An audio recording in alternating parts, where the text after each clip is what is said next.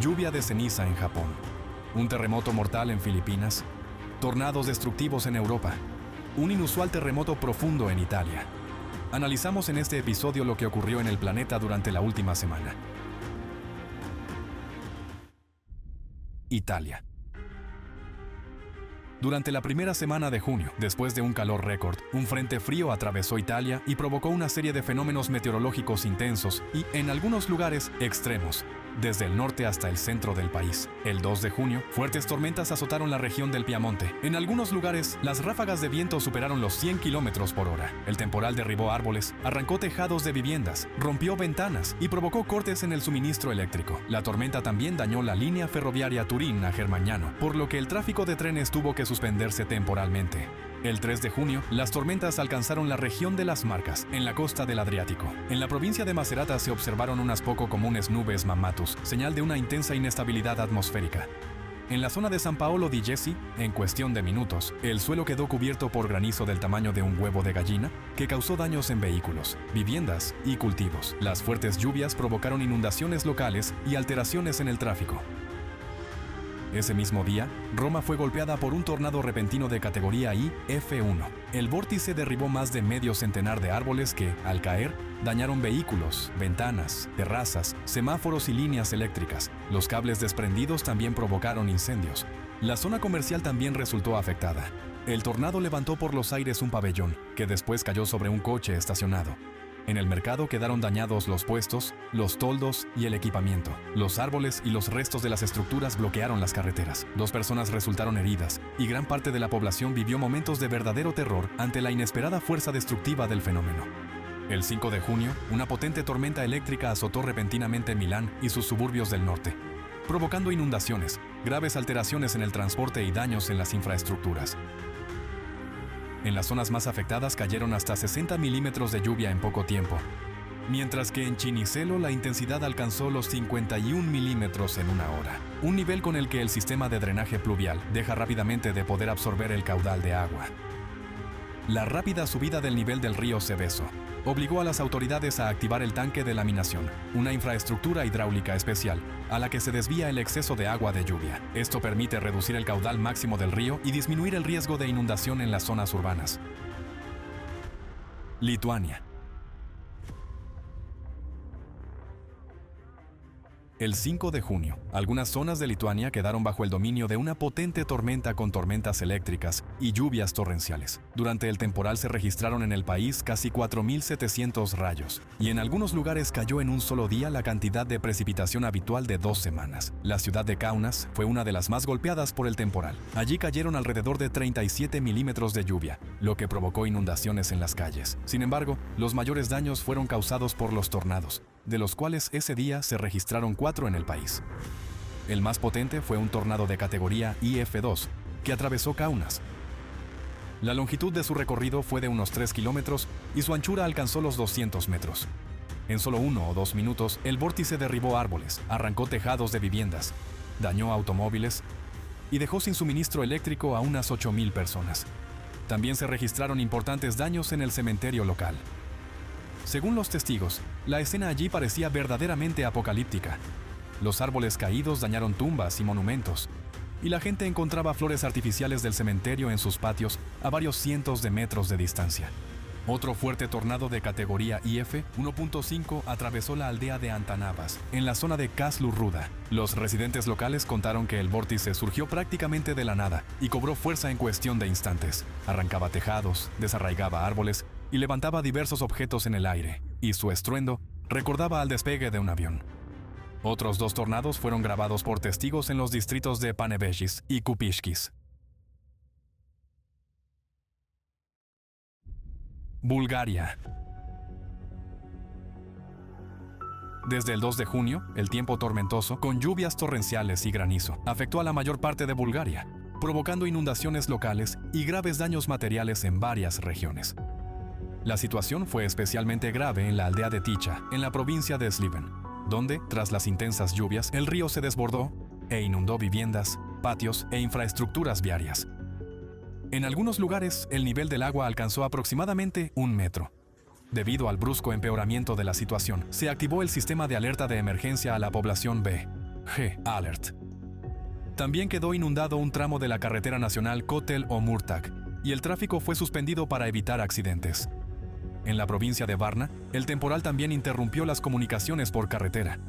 Varias vías regionales quedaron inundadas y cubiertas por una capa de barro. La aldea de Medovets sufrió inundaciones 2 veces en pocos días. El agua causó daños en viviendas y en la producción agrícola, y además destruyó uno de los 5 puentes. En la zona del municipio de Kazanlak, en la provincia de Stara Zagora, una fuerte tormenta trajo lluvias torrenciales y granizo, en algunos lugares del tamaño de una nuez. En la aldea de Enina, en cuestión de minutos, cubrió los patios con una densa capa de hielo. Los habitantes de la aldea de Borovan, en la provincia de Vratsa, grabaron en video un tornado poco habitual para la región, aunque no se informó de daños causados por él. Países Bajos.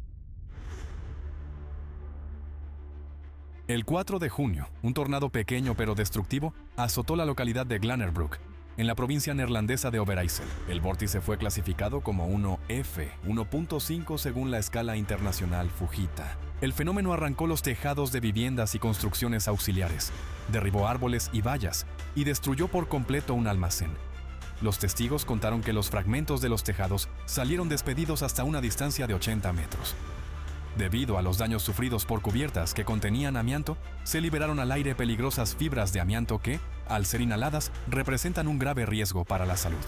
Por este motivo, se contrató a una empresa especializada para limpiar la zona.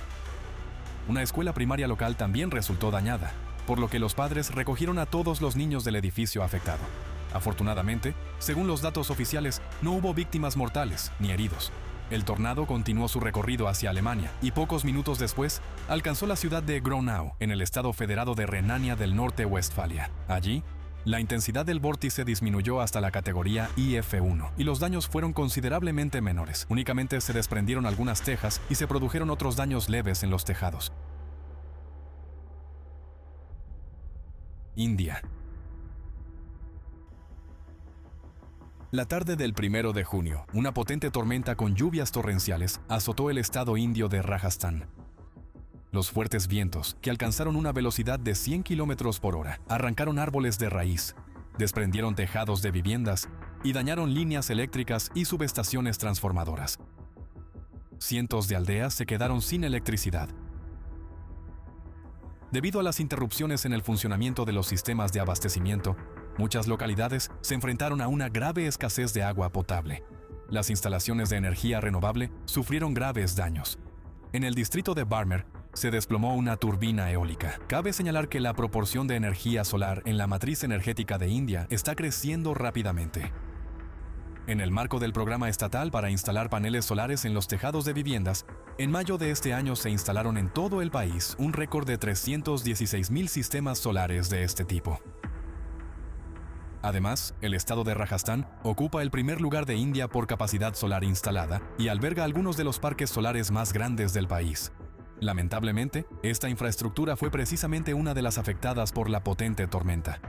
En el distrito de Jaisalmer, los fuertes vientos arrancaron y dispersaron cientos de paneles solares, y uno de los trabajadores resultó herido por los fragmentos que salieron despedidos. En la aldea de Parewar, el viento arrancó una marquesina metálica de una fábrica de cemento, que cayó sobre unos trabajadores que estaban durmiendo. Alrededor de 18 personas resultaron heridas. La tormenta dejó consecuencias especialmente graves en el distrito de Barmer, donde decenas de viviendas quedaron destruidas. Para ponerse a salvo, la gente salió corriendo a la calle presa del pánico. 2 niños pequeños murieron como consecuencia del derrumbe de varios muros. Según los padres de uno de los fallecidos, la familia estaba durmiendo cuando, de repente, irrumpió una potente ráfaga de viento. La pared de la vivienda se derrumbó en cuestión de segundos, sin dejarles tiempo para ponerse a salvo.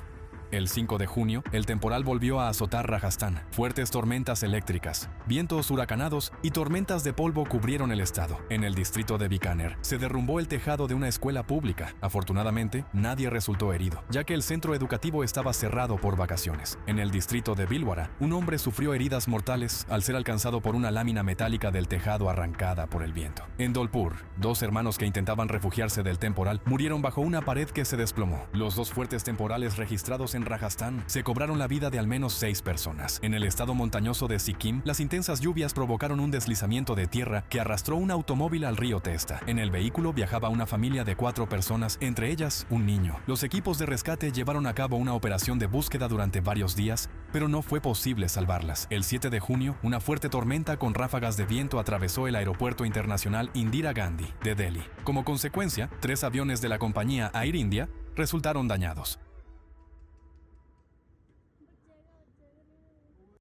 Actividad sísmica y volcánica.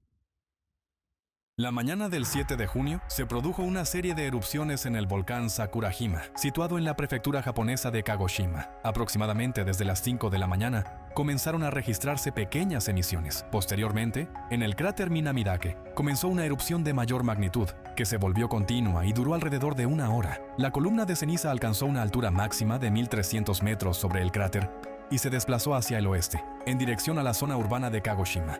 Sobre la ciudad soplaba un fuerte viento, con ráfagas superiores a los 18 metros por segundo. Como resultado, la ceniza cayó sobre una extensa área, principalmente en el centro de la ciudad. El cielo se oscureció notablemente, y las calles, los tejados y los automóviles quedaron cubiertos por una capa gris de ceniza. Las precipitaciones agravaron la situación. La ceniza se mezcló con el agua, formando la denominada lluvia de ceniza, que se depositó sobre superficies, prendas de vestir, bicicletas y calzadas, y también cayó en las piscinas. Para limpiar las calles, las autoridades de Kagoshima utilizaron 46 vehículos especializados de limpieza por primera vez en 11 meses. Antes de este episodio, el volcán Sakurajima ya llevaba varias semanas mostrando señales de una intensificación de su actividad. Desde el 11 de abril volvieron a registrarse erupciones y explosiones significativas, y desde finales de mayo, los instrumentos de la Agencia Meteorológica de Japón detectaban una deformación de la corteza terrestre que indicaba la expansión del edificio volcánico. Además, durante una inspección de campo realizada el 3 de junio, se registró una emisión de dióxido de azufre de aproximadamente 2.900 toneladas diarias, lo que indica una entrada activa de gases volcánicos procedentes del sistema profundo. El volcán Shiveluch, en Rusia, también mostró una actividad elevada. Según el equipo de respuesta a erupciones volcánicas de Kamchatka, el 6 de junio, expulsó una columna de ceniza que alcanzó una altura de hasta 12 kilómetros sobre el nivel del mar, mientras que la nube de ceniza se extendió aproximadamente 10 kilómetros hacia el este del volcán. La explosión duró alrededor de 10 minutos. El código de color de peligro para la aviación se elevó a rojo, el nivel máximo. No se registró caída de ceniza en las localidades cercanas. Sin embargo, se recordó a los habitantes que debían respetar las medidas de seguridad, ya que persiste el riesgo de nuevas emisiones. La noche del 2 de junio, se produjo un fuerte terremoto profundo de magnitud 6.1 frente a la costa noroccidental de la región de Calabria. El epicentro se localizó en aguas del mar Tirreno, aproximadamente a 20 kilómetros de la costa. El hipocentro se situó a 259 kilómetros de profundidad. Los especialistas del Instituto Nacional de Geofísica y Vulcanología de Italia señalaron que un terremoto de esta magnitud y a semejante profundidad constituye un fenómeno poco frecuente y significativo para la región. Los temblores se sintieron en una extensa zona del sur de Italia, principalmente en Calabria y a lo largo de la costa del mar Tirreno. También se recibieron avisos de sacudidas desde zonas más alejadas, incluso desde la región del Lacio. En las viviendas se balancearon las lámparas, se movieron los muebles y otros objetos, pero no se registraron daños graves ni heridos. La gran profundidad desempeñó un papel importante. Los componentes de alta frecuencia de las ondas, que suelen provocar las sacudidas más bruscas y destructivas, se atenuaron en gran medida antes de alcanzar la superficie. El 7 de junio se produjo una serie de terremotos en el norte de la isla griega de Eubea. En un intervalo de 6 minutos, se registraron 3 temblores, el más fuerte de los cuales alcanzó una magnitud de 5.2. El epicentro se localizó en la zona de la aldea de Prokopi. Las sacudidas se sintieron no solo en Eubea, sino también en el Ática, incluida Atenas. Tras el temblor principal, comenzó una activa secuencia de réplicas. Solo durante la noche, se registraron alrededor de 70 eventos sísmicos, con magnitudes de hasta 4.3. Las consecuencias fueron de carácter local. Los daños más significativos se registraron en las aldeas de Prokopi y Dafnusa. Resultaron afectadas principalmente viviendas antiguas. Aparecieron grietas en los edificios y, en algunos lugares, se produjeron daños en paredes y determinados elementos estructurales. En la localidad de Mantudi, los terremotos provocaron pequeños deslizamientos de tierra y desprendimientos de rocas en las carreteras. La mañana del 8 de junio, se produjo un devastador terremoto de magnitud 7.8 frente a las costas de la isla filipina de Mindanao. Las sacudidas se sintieron en un territorio enorme. En la ciudad de General Santos, un importante centro portuario con una población de aproximadamente 720,000 habitantes, la intensidad sísmica alcanzó el nivel 7 en la escala del Servicio Sismológico Filipino. La intensidad instrumental más alta, de 8, se registró en el municipio de Malapatan, en la provincia de Sarangani. Las primeras olas del tsunami llegaron pocos minutos después. La altura máxima, de casi 1,5 metros, se registró en la provincia de Sarangani. En otros tramos de la costa del sur de Mindanao, también se observaron olas de aproximadamente 1 metro. En una de las aldeas resultaron dañadas varias casas sobre pilotes. El tsunami también se registró fuera de Filipinas. Frente a las costas de la isla indonesia de Celebes, la ola alcanzó los 83 centímetros, mientras que en Palaos y Japón llegó hasta los 30 centímetros. Los daños más graves se produjeron en General Santos y las zonas vecinas. En la ciudad se derrumbaron los edificios de un restaurante y una emisora de radio. También resultaron dañados un gran centro comercial y la Universidad Notre Dame de Dadiangas. En la estructura de uno de los puentes importantes de la ciudad, aparecieron grietas peligrosas. Las torres de telecomunicaciones también sufrieron daños, lo que provocó graves interrupciones de las comunicaciones en algunas zonas. La infraestructura de transporte también sufrió daños considerables. Aparecieron numerosas grietas en las carreteras, y el Aeropuerto Internacional de General Santos fue cerrado temporalmente para realizar inspecciones de seguridad. Se cancelaron al menos 63 vuelos nacionales. Solo se hicieron excepciones para las misiones humanitarias. Los sistemas de suministro eléctrico también sufrieron un duro golpe. Según el Departamento de Energía, alrededor de 864,000 hogares se quedaron sin electricidad, especialmente en las provincias de Cotabato del Sur, Sultán, Kudarat y Davao. Debido a los cortes de electricidad y a las interrupciones de las comunicaciones, resultó difícil obtener información de las zonas remotas. En la provincia de Sarangani se produjo un gran deslizamiento de tierra después del terremoto. La tierra sepultó varias viviendas situadas al pie de una montaña en el municipio de Glan. Según las autoridades, al menos 14 personas murieron allí. El evento sísmico coincidió con el primer día del curso escolar e interrumpió las clases de más de 4 millones de estudiantes. En 6 regiones de Filipinas resultaron afectadas más de 8,500 escuelas, de las cuales al menos 62 quedaron completamente destruidas. Casi inmediatamente después del temblor principal comenzó en la región una serie de fuertes réplicas. En menos de 3 horas se produjeron 138 eventos de magnitud de hasta 6.7 y la actividad sísmica en la región no disminuyó, lo que dificultó considerablemente las labores de rescate. Según los datos disponibles a 9 de junio, 41 personas murieron. Al menos 450 resultaron heridas y decenas permanecían desaparecidas. Los terremotos dejaron sin hogar a decenas de miles de familias.